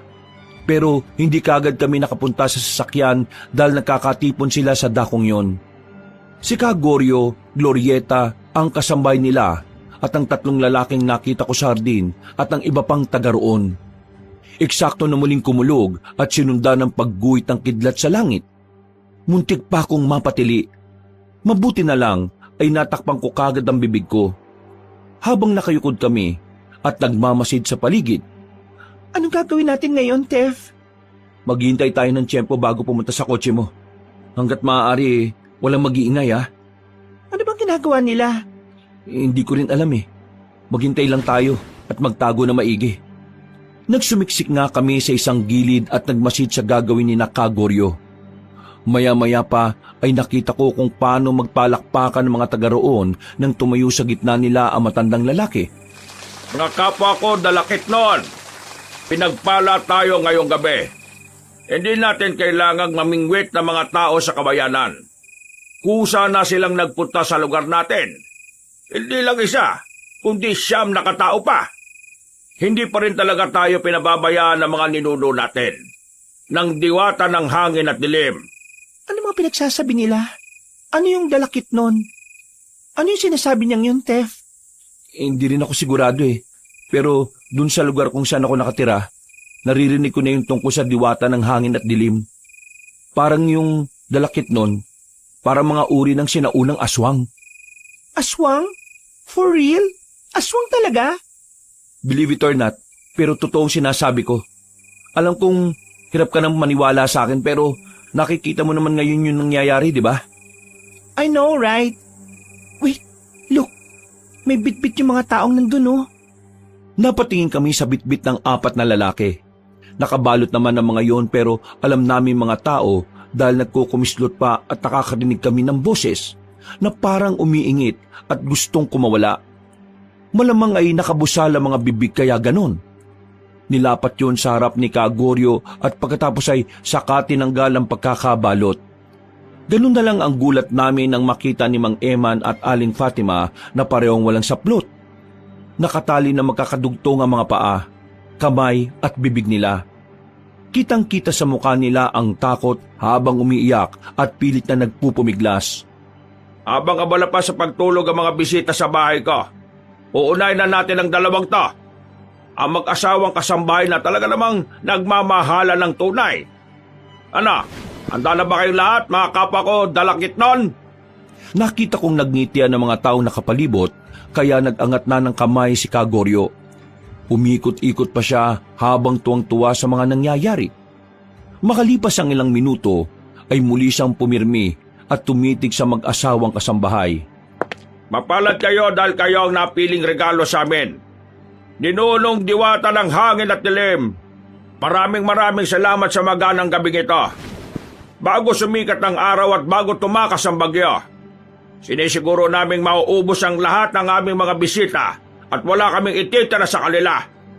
Nangilabot ako ng gusto nang marinig ko yon. Kaya rin humigpit ang pagkahawak ko kay Fons na nakaantabay lang din habang katulad kong natatakot na rin. Mga kasama, oras na ng pagbabalik sa anyong dalakit nun! Pagkasabing yun ni Kagoryo ay isa-isa na ngang nagpalit ng anyo ang mga taong naroon. Sinimulan niya ang pagpapalit ng anyo bilang nakakatakot na nilalang hanggang sa sinundan ni Glorieta at ng iba pa. Nanlaki ang mga mata namin ni Natef at Fons sa aming mga nakita. Hindi ako makapaniwala dahil sa buong buhay ko, ngayon lang ako nakakita ng nakakatakot na halimaw. May mga naging tila abo ang balat at meron ding mga nangitim. Ang ilan din sa mga mata nila ay merong pulang-pula at meron ding parang ginto na kumikinang-kinang. Kapag minasdan mo, ay para kang nahihipnotismo. Umusli at tumalim ang mga ngipin. Tumulis na parang sa agila ang mga kuko nila. Humaba ang maninipis na dilang naglalaway. At ang mga babae ay tinubuan ng matutulis na pakpak na sabay-sabay nilang ipinagaspas. Muntik na akong mapatili sa takot nang makita ang mga halimaw na yon, Kabanong. Mabuti na lang ay hinigit kami ni Tef at parehong siniksik ng kapatid ko sa pinakagilid. Sabay-sabay silang nag-ungulan kaya mas lalong tumindi ang kilabot na nararamdaman namin. Hindi ko alam kung maiiyak ako o matatakot o tatakbo dahil sa mga nakita ko. Pero naramdaman ko na lang ang matinding panginginig ng kalamnan ko. Makakalis pa ba tayo rito? Oo naman si Lilia, makakalis tayo rito. Paano yung mga kasama natin? Sila Mang Eman at Aling Fatima. Ngayon ay oras na ng pagkain! Tila mga gutom na nag-agawan sa ayuda ang mga halimaw. Halos hindi ako nakakilos at tahimik lang na napapaluha habang nakapikit. Hindi ko na nasikmura pang tingnan ang nangyayari sa kawawang mag-asawa. Sa boses pa lang ng pagsigaw nila ay alam ko na ang tindi ng paghihirap nila. Pero habang abala sila ay sinamantala ni Tef ang pagkakataon. Tinapik niya kaming magkapatid na natataranta sa mga nangyayari. Bilisan na natin habang busy sila. Pumunta na tayo sa kotse nyo. Sige, Fons, humawa ka na mabuti sa akin at huwag kang lilingon na roon. Nagmamadali na nga kami sa pagpunta ng kotse hanggang sa hindi namin inaasahan ang sumunod na pangyayari. Isang aswang ang nakakita sa amin at dahil sa bilis ng mga kaganapan ay hindi ako kagad nakakilos. Nang sasalakay ang halimaw, hindi ko sinasadyang mabitiwan si Fons kaya nagkahiwalay kami. Tumakbo siya pabalik sa magarang bahay, habang kami naman ni Tef ay umabante. Kasunod noon ay ang pagputok ng baril na umalingaw-ngaw sa buong paligid. Bumagsak ang halimaw na sumusunod sa amin matapos barilin ni Tef sa ulo. Wala yung buhay na unti-unting natunaw na parang likido. Pero dahil dito ay natigil ang tila budol fight na ginagawa ng mga aswang sa katawan ng mag-asawang kasambahay. Napalingon sila sa amin at nang makita kami ni Kagoryo ay humalakak yun ng malakas na parang demonyong tuwang-tuwa. Sabi ko na nga ba may binabala kayong dalawa. Saan kayo pupunta? Sa tingin niyo ba makakalis kayo rito ng buhay? Siyempre hindi! Sa mga gusto pang kumain ng marami, alam niyo na ang gagawin niya. Hulihin ang dalawang yan! Bilisan mo at papalapit na sila sa atin! Si Fons, yung kapatid ko! Tef, si Fons! Nasaan si Fons? Wala na tayong oras, tara na! Hindi ko pwedeng iwan si Fons! Nasaan ang kapatid ko? Fons! Bumalik ka rito! Mamamatay tayo rito pare-pareho kapag binalikan natin siya! Hindi ko iiwan ang kapatid ko! Ah! Bigla na lang umikot ang paningin ko dahil sinuntok ako sa sikmura ni Tef. Nanlabo ang mga mata ko hanggang sa maramdaman ko na lang na bitbit niya ako. Ang huli kong natatandaan ay ang tunog ng aking kotse. Naramdaman ko pa ang pagbalandra ko sa passenger seat at ang tunog ng makina ng sasakyan. Bago tuluyang dumilim ang paningin ko, nakarinig pa ako ng nakasunod na putok ng baril at hiyawan ng mga halimaw. Pumikit na ako pagkatapos noon, hanggang sa para nang inanod ang diwa ko papunta sa kung saan. Napabalikwas ako ng bangon matapos marinig ang malakas na pagkulog. Sinundan ito ng pagguhit ng kidlat sa madilim na kalangitan. Nasaan ako? Wala akong nakitang kahit na sino sa hindi pamilyar na silid. Pag-ikot ay napansin kong gulo-gulo ang paligid. Halatang inabandona na ang bahay. Napatingin ako sa sirasirang bintana. Malakas pa rin ang ulan sa labas. Ang kidlat ay paulit-ulit na pumuputok sa madilim na kalangitan at mas lalo yung nagpa-creepy sa aking pakiramdam. Nang maalala ko ang nangyari, tumayo ko sa banig na kinahihigaan ko. Saka ko lang din napansin na basa ang buong damit ko. Pagkalaon ay biglang pumasok si Tef na ikinagulat ko. Napatras ako hanggang sa mapasandal sa isang sulok. Ako lang to, si Lilia. Ang kapatid ko! Iniwan natin ang kapatid ko! Pasensya na pero wala na tayong oras para hanapin siya ron eh. Kung hindi tayo umalis kagad, baka matulad tayo kay Mang Eman at Aling Fatima. Nakita mo naman kung paano sila pinagpiesta ng mga aswang, di ba? Kailangan natin balikan ang kapatid ko, Tef. Naintindihan mo ba na mamamatay tayo kapag bumalik tayo ron? Siya na lang ang meron ako. Kaya pakiusap. Napahagulgul na talaga ako, Kabanong, dahil sa pinaghalong takot at pag-aalala para sa bunso kong kapatid. Napabalik tanaw tuloy ako. Kundi lang siguro ako naglaya sa bahay, hindi sana hahantong sa ganito ang lahat. Hindi madadamay ang kapatid ko. Pero syempre, dahil na rin sa sama ng loob ko, ay kailangan kong makahanap ng ibang sisisihin. At ibinuntun ko yun kay Tef. Kasalanan mo to eh. Ha? Kung di mo ako inatak at sinuntok sa tiyan, mahabol ko pa sana ang kapatid ko. Pasensya na kung ginawa ko yun. Pero alam mo naman ang sitwasyon natin. Babalikan ko si Fons. I'm coming back to him. And there's nothing you can do about it. You can't stop me. Si Lilia, magunos dili ka! Napakarami nila ron! Wala akong pakialam! Hindi na ako nakapagsalita dahil biglang yumakap ng mahigpit si Tef. Lalo kong napahagulgol at nung una ay pilit ko pa siyang pinagtutulakan. Pero sa huli ay nanatili na lang din ako sa bisig niya. Nang maramdaman ko ang init ng kanyang katawan, bigla na lang akong parang napahinahon. Ang lahat ng bigat sa puso ko ay nabawasan. Unti-unti akong tumahan habang hinihimas-himas niya ang likuran ko. Balikan natin si Pons. Hindi ko makakayanan kung may mangyayari sa kanya masama. O sige. Iisip ako ng paraan. Babalikan natin ang kapatid mo. Bago tayo umalis sa lugar na ito. Wala na munang nagsalita sa amin, Kabanong. Patagal akong tumanday sa bisig niya hanggang sa makaramdam na ako ng pagkailang. Dali-dali kong inalis ang muka ko sa dibdib niya at saka lumayo at nagpunas-punas ng muka. Pasensya ka na. Wala yun. At least napagaan ko ang pakiramdam mo. Nasaan na ba tayo? Nasaan na yung sasakyan ko? Pasensya na. Iniwan ko yung sasakyan mo dun sa banda sa tulay na malapit sa mga kabahayan. Ginawa ko yun para hindi tayo masundan. Tumakbo lang ako sa kakahuyan tapos nakita ko tong sira-sirang bahay. Ganun ba? Pasensya na pala kung nasuntok kita kanina. Hindi ko naman intensyon na saktan ka eh.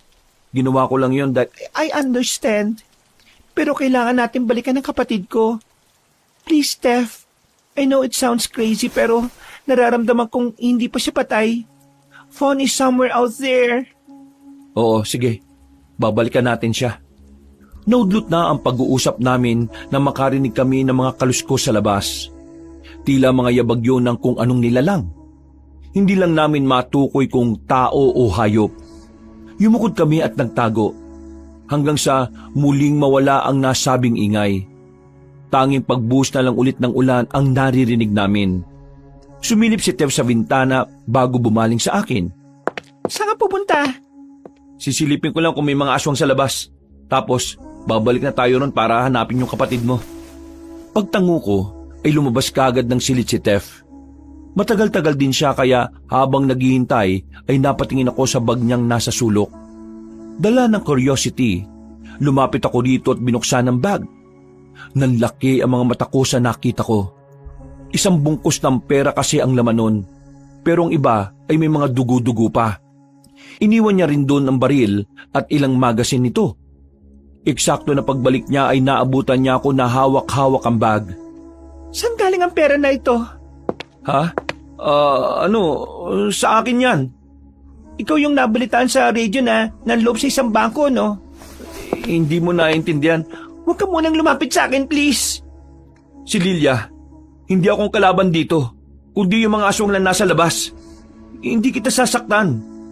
Ililigtas pa nga natin yung kapatid mo, di ba?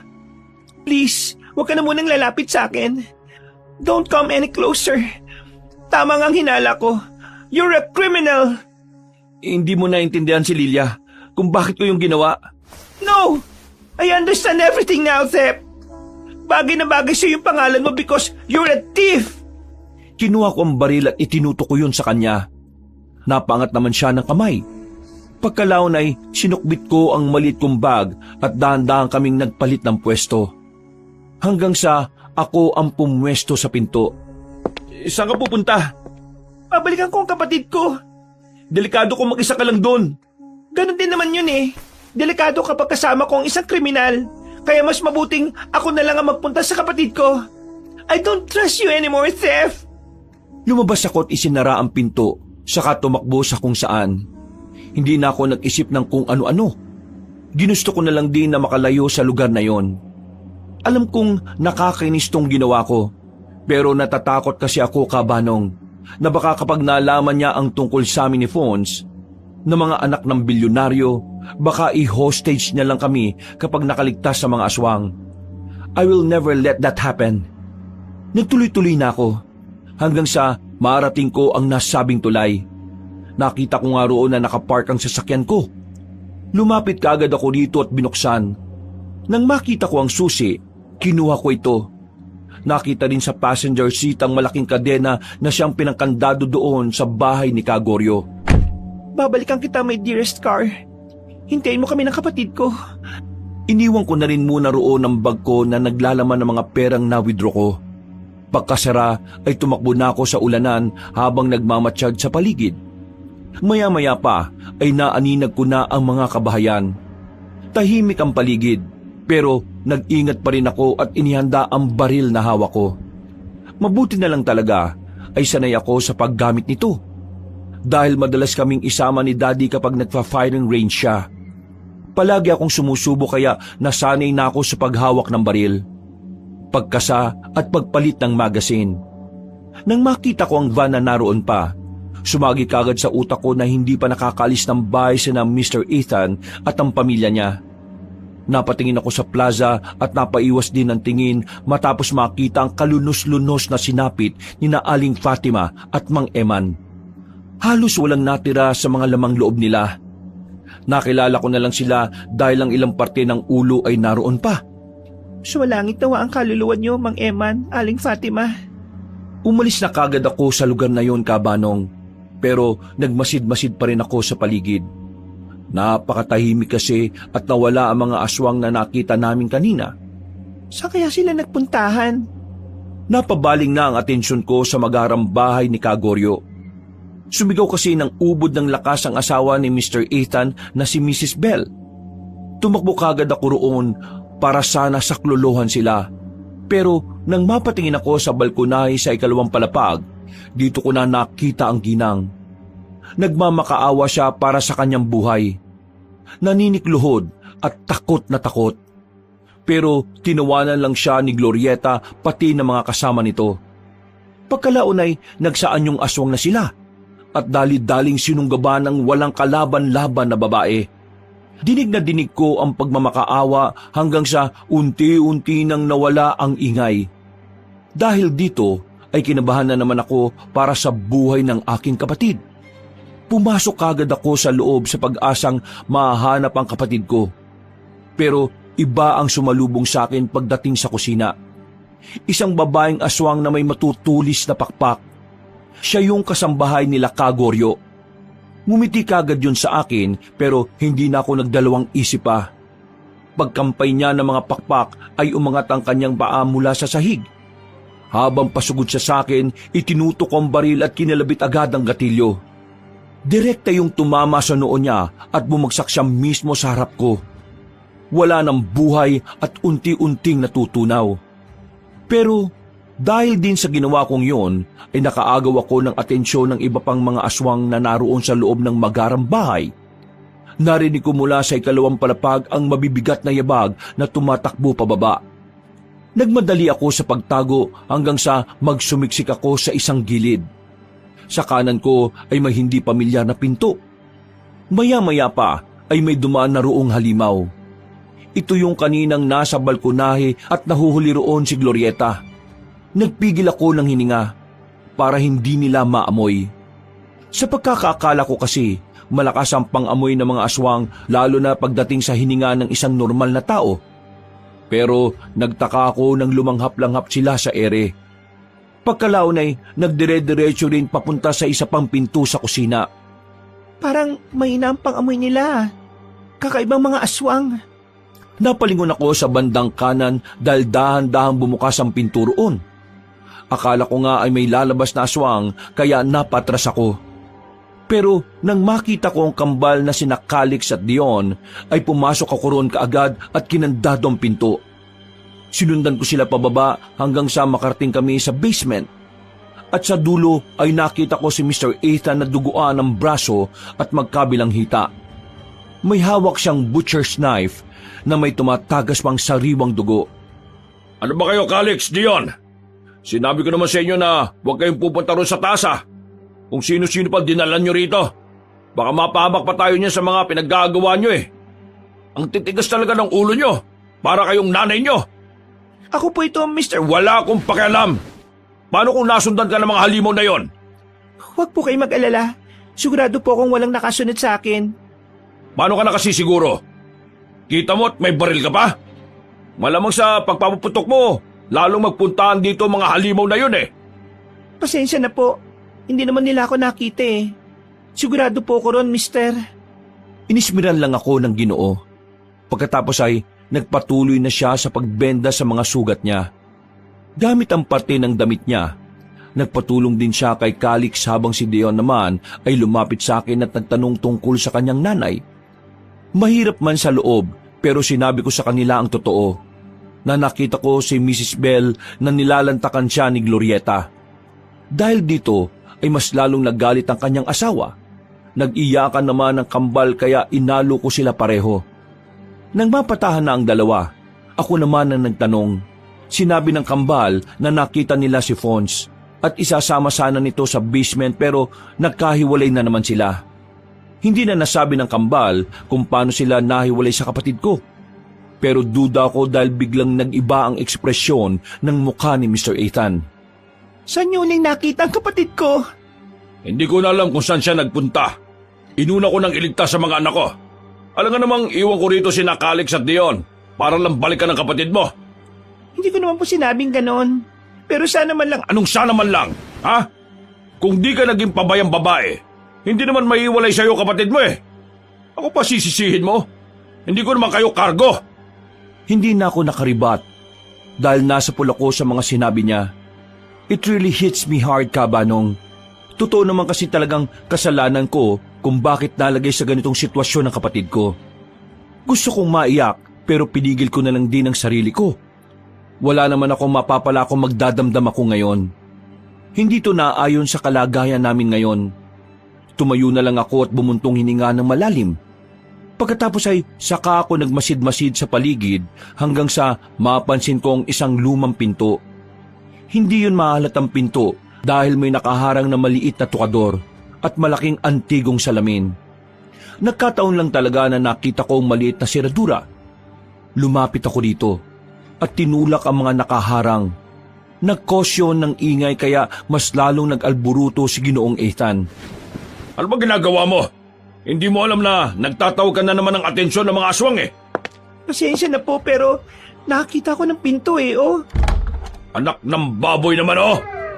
Eksaktong pagkasabi niya noon ay nakarinig na nga kami ng malalakas na kalabog mula sa pinto sa itaas. Katulad ng sinabi ni Mr. Ethan, natunugan na nga kami ng aswang kung saan kami nagtatago. Dahil dito ay mas lalo lang uminit ang ulo sa akin ng Ginoo. Pero hindi na rin ako nakapagtimpi sa asal niya. Bakit niyo ba kasi pinapasok ang babaeng yan dito? Imbis na safe tayong nagtatago. Hindi mo ko kailangan sisihin, mister. Sa tingin mo ba, hindi kayo matutuntun dito ng mga aswang? Kahit wala ko dito, darating ang oras na bababa sila at malalaman nilang dito kayo nagtatago. Kung di ko nakita tong pinto, sa tingin mo, saan kayo pupulutin, ha? Galit na tinaga ni Mr. Ethan ang butcher's knife sa lumang aparador sa gilid niya.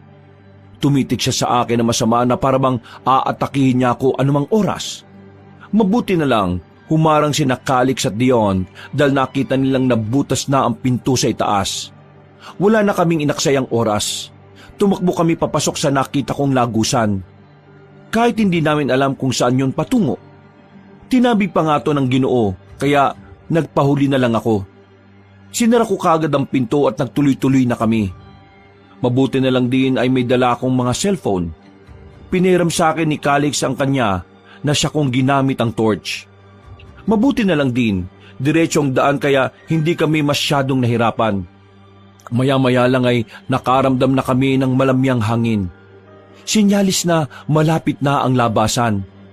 Mula sa hindi kalayuan ay nakakita nga kami ng liwanag. Tumakbo kagad doon si Mr. Ethan pero huminto rin. Pagdating ko roon, napatingala rin ako dahil dati palang balon ang pinanggalingan ng liwanag mula sa labas. May kinakalawang din na hagdan pataas kaya nag-aya ng Ginoo na umakyat. Nauna nga si Mr. Ethan, sumunod si Calix at Dion. Nang ako na, ay nakarinig ako ng pagaralgal na pag-ungol ng aswang mula sa likuran. Pagkalingon ko roon, ay nakita ko mga namumulang mga mata ng mga dalakit nun na naglalaway-laway pa. Tinutukan ko ang isa at inasinta. Sa pulyon sa ulo na kagad bumagsak at natunaw. Ang isa pa ay mabilis na sumugod. Inasinta ko rin yon pero sa balikat lang tinamaan. Hindi ko na binaril dahil malapit na siya. Umakyat na lang kagad ako sa kalawanging hagdan pero humabol siya sa akin. Nahawakan niya ako sa paa at mabilis na hinatak. Nahulog kami pareho at bumalandra sa sahig. Nabitiwan ko rin ang baril pero bumagsak lang yun nang malapit sa akin. Nang muling makatayo ang aswang, ay kaagad yung sumalakay pero nakuha ko na rin kaagad ang baril at pinaputukan siya. Sa pulang kanan niyang mata at tumagos yun sa bungo. Kaya humandusay siya sa lupa at natunaw. Hingal na hingal akong umakyat.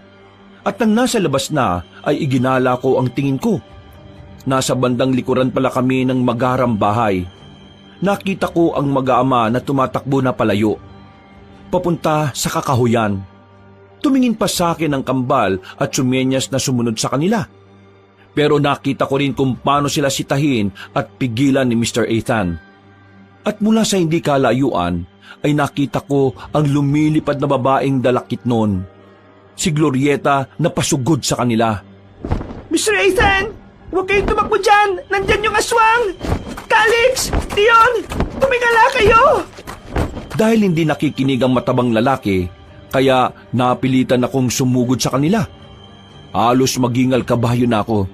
Pero naabutan ko sila. Pinaputukan ko si Glorieta pero sa pakpak lang siya tinamaan. Umiktad siya at bumulusok sa mga puno. Napalingon din sa akin si Mr. Ethan at mukhang galit na naman. Nagpaputok ka na naman ng baril. Maririnig na naman tayo ng mga aswang eh. Tatangot pa nga ka talaga. Hindi mo ba naisip na niligtas ko ang buhay nyo? Niligtas? Ipapahamak mo lang kami lalo eh. Akin na nga yan. Lumapit siya at inagaw sa akin ang baril. Nakipaglaban naman ako sa abot ng aking makakaya. Pero dahil sa malusog siya at mas malakas ay wala akong nagawa. Tumasik ako at napadapa sa lupa. Habang sina Calix at Dion naman ay walang nagawa sa mga nangyayari. Hindi rin nila maawat ang tatay nila at habang nakatitig kaming lahat kay Mr. Ethan ay hindi namin namalayan ang sunod na pangyayari. Nagulat na lang kami nang sumirit ang dugo sa tiyan ng Ginoo.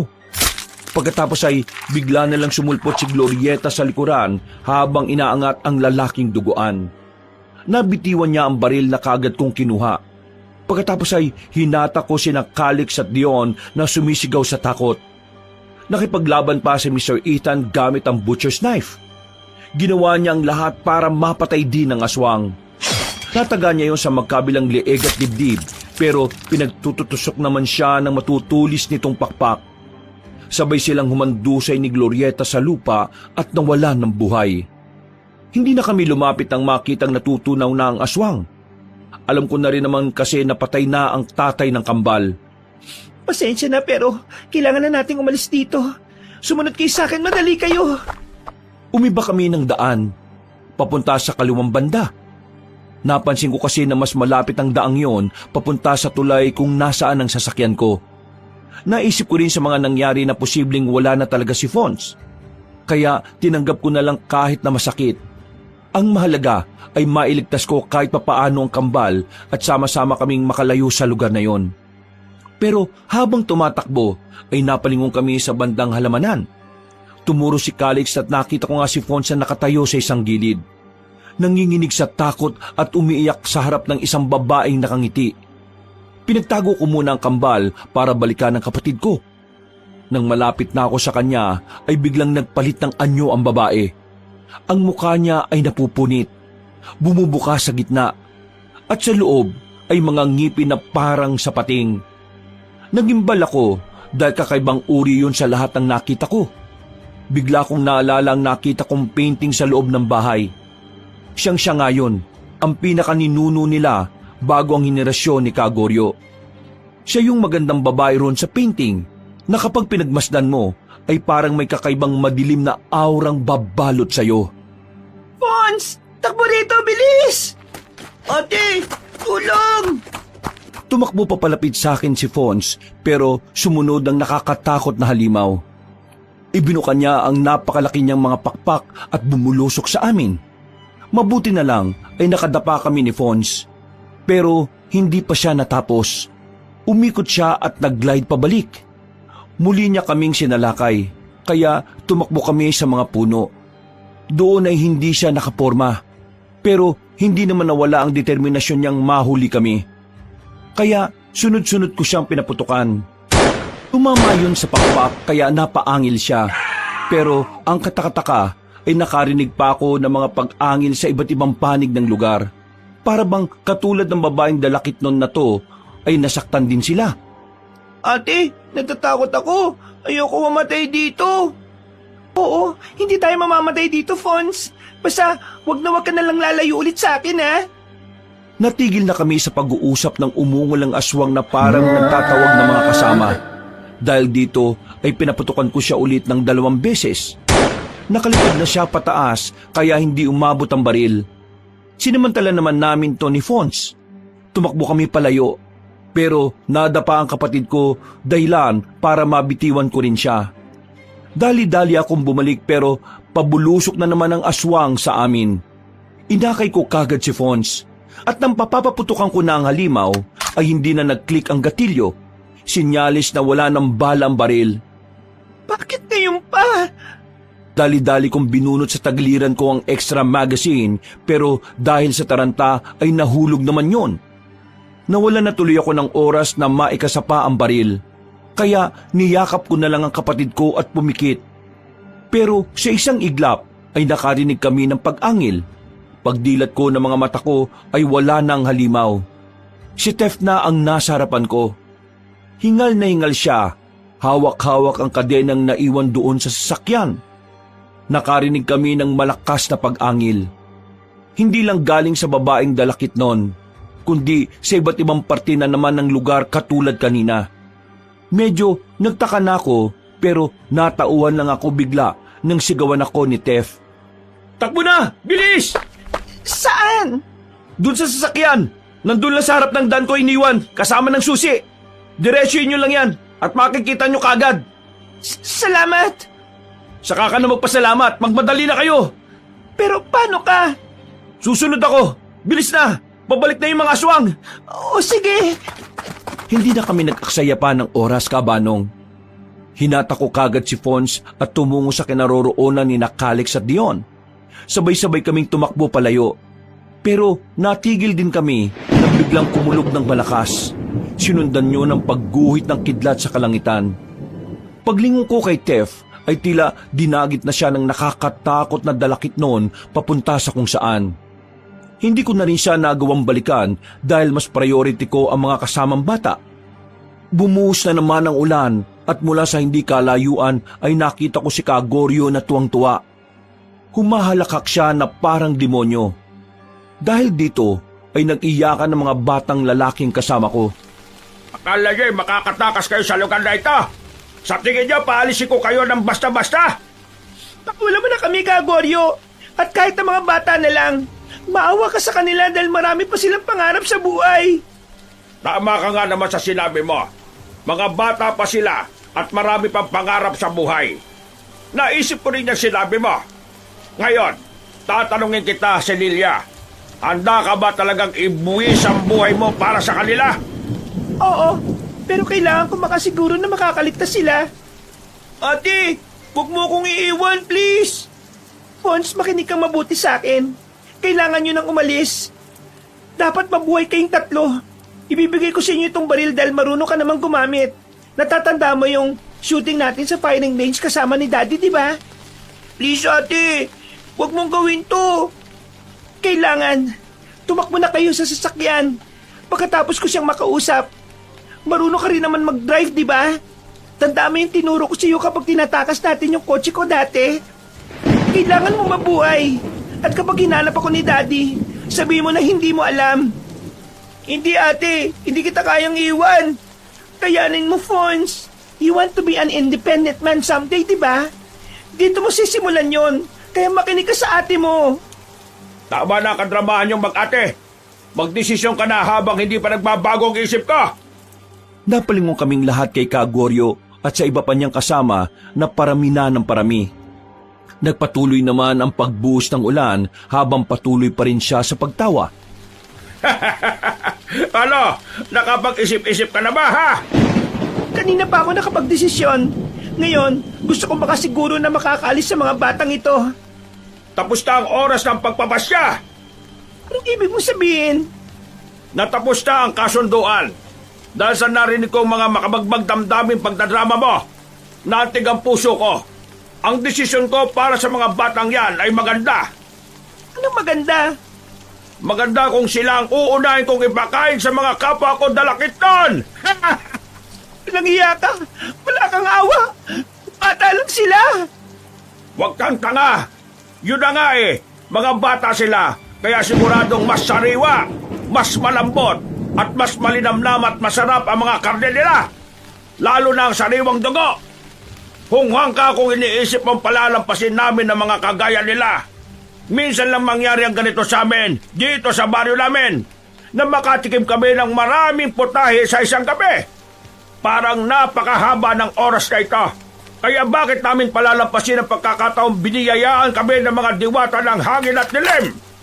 Napakagat ako ng labi habang kinakasa ang baril. Sina Fons, Calix at Dion ay iyak ng iyak matapos marinig ang mga sinabi ng matandang lalaking dalakit noon. Huwag kayong umiyak ng umiyak, mga bata. Sinisiguro naman namin sa inyo na mararamdaman nyo ang matinding sakit habang binibiyak namin ang tiyan nyo at pinagpaparte-parte ang mga laman loob nyo. Doon nyo na ireserba ang pagpalaho nyo para mas maging masarap ang pagkain namin. Nangiya ka! Mamamatay din kayo! Ayo naman, pero matagal pa yon dahil mauna muna ang mga batang kasama mo. At ikaw, ihuhuli ka namin. Gusto naming makita mo kung paano sila magmakaawa. Gusto ko mabaliw ka habang pinagmamasdan sila na pinagpipira-piraso ng mga dalakit nun. At kapag patay na sila, papipiliin kita kung anong gusto mo. Kung pipiliin mo ang maging katulad namin, bubuhayin kita na matagal. Pero kung hindi naman, hindi pa rin kita papatayin ng basta-basta. Dahil sa tuwing may bibiktimahin kami, ipapakita ko muna sa iyo kung paano sila mahirapan ng husto. Napatra si Kagorio matapos ko siyang pagbabarili ng sunod-sunod. Inubos ko sa kanya ang bala pero dahil sa panginginig ng kamay ko dahil sa galit ay hindi ko napunterya ang ulo niya. Sa dibdib lahat tumama ang bala ng baril hanggang sa wala na akong maiputok. Dahan-dahan siyang bumangon habang tumatagas ang itim na dugo sa katawan.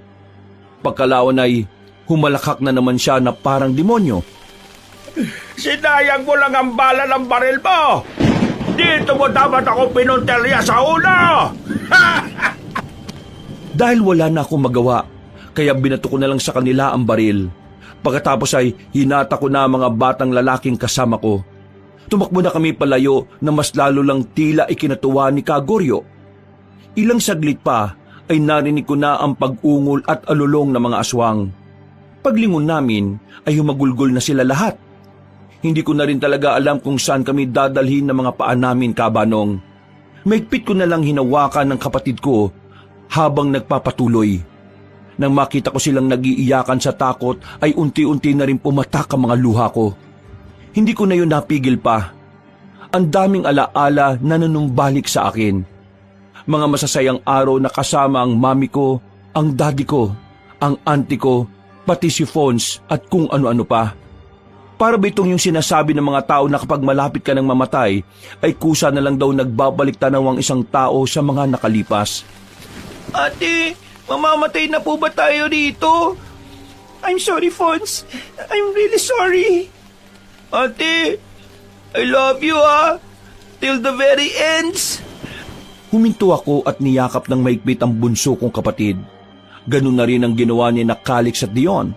Nagyakapan kaming apat habang hinihintay na lang ang paglapit ng mga aswang para kami ay pagfiestahan. Sabay-sabay kaming pumikit sa pag-aakalang katapusan na namin. Subalit bigla na lang kaming nakarinig ng sigaw ng mga halimaw na parang nasasaktan. Pagdilat ko ng mga mata, nakita ko na nakahinto si Kagorio at ang iba pa. Lahat sila ay nakahawak sa kanilang mga ulo na parang hirap na hirap. Ano nangyayari sa kanila, ate? Hindi ko rin alam pero samantalahin na natin ang nangyayari. Bilisan nyo!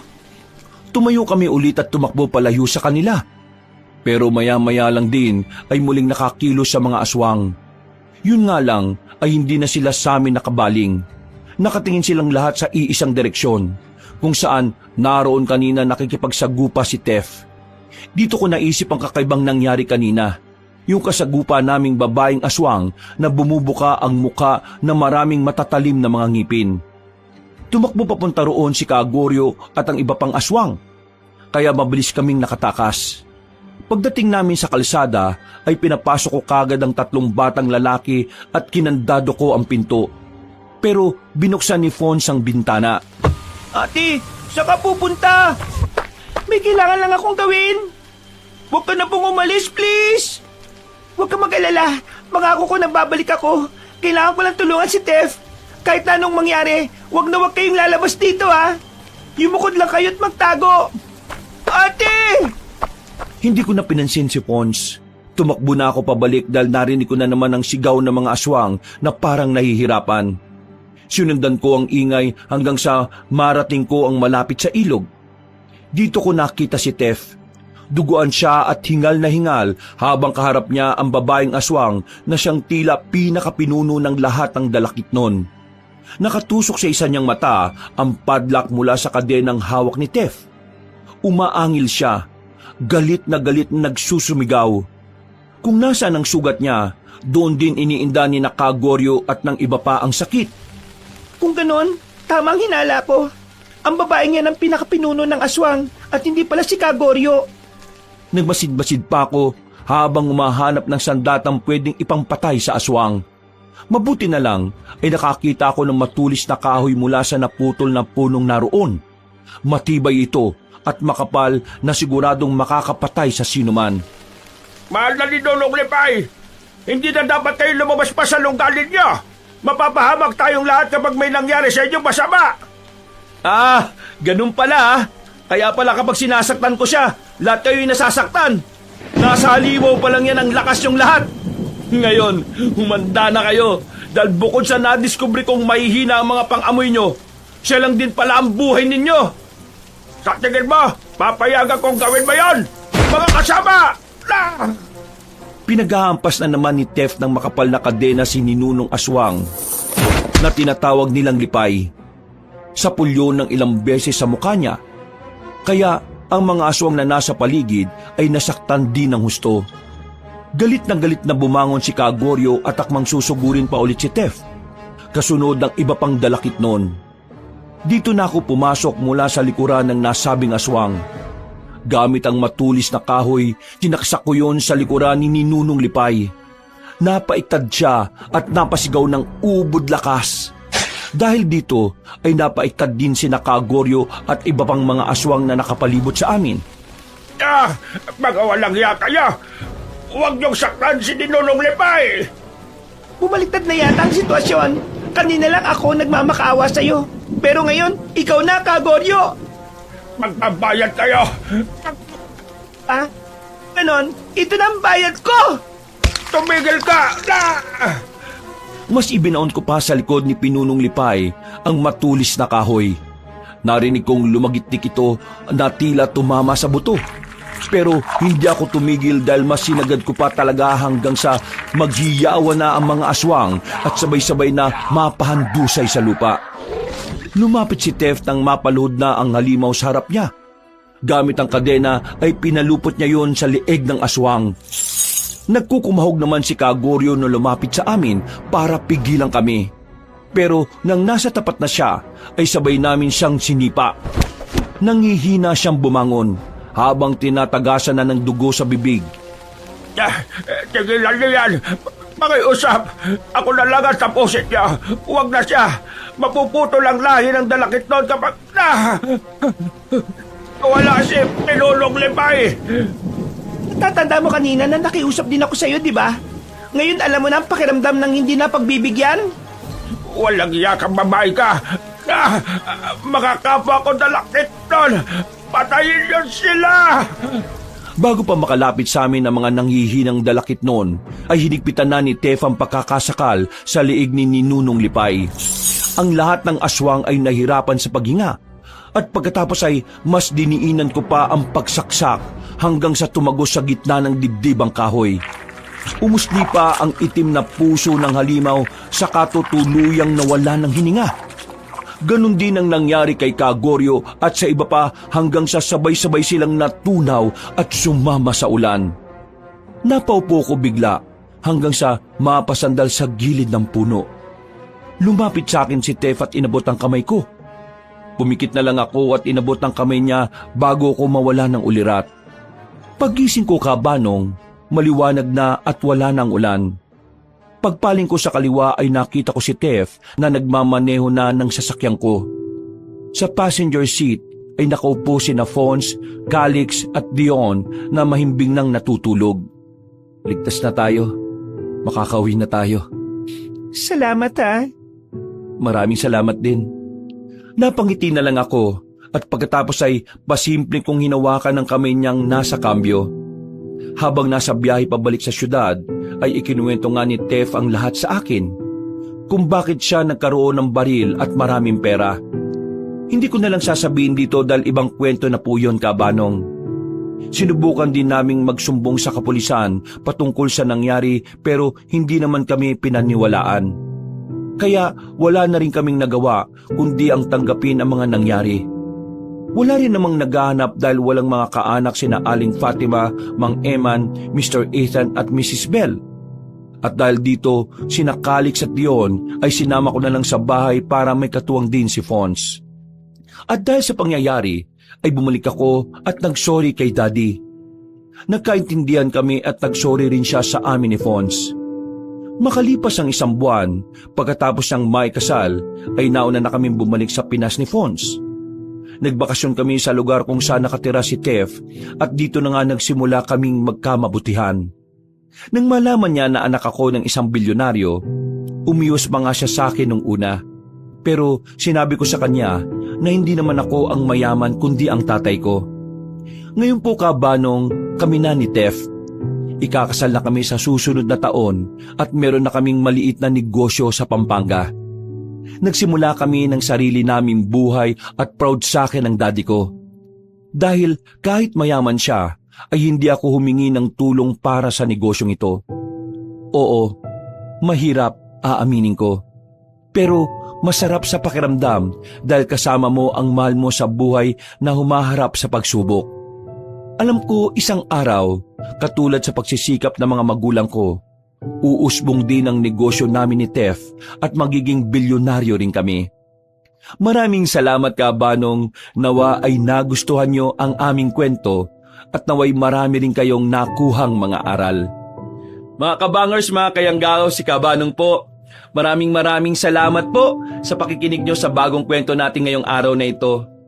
Kung medyo nabitin po kayo sa kwento natin, kung maaari lang ay dalawin nyo rin po yung iba pa nating mga channel, yung Pamela Clamil channel, at syempre yung bagong channel natin na Kabanong version 2.0 kung saan may mga images na po doon na gumagalaw at meron rin po itong music and effects. At kung maaari lang sana ay paki-subscribe na rin po yung mga channel natin na yun dahil medyo maliit lang po yung mga subscribers natin kukonti lang po tayo doon. Lalong-lalo na po doon sa Kabanong version 2.0. Sana po ay makasama ka namin bilang isa sa mga first 100,000 subscriber. Huwag niyo rin pong kalimutang mag-iwan ng comment at pindutin yung like button. Maraming salamat. Hanggang sa muli nating kwento. Wakas,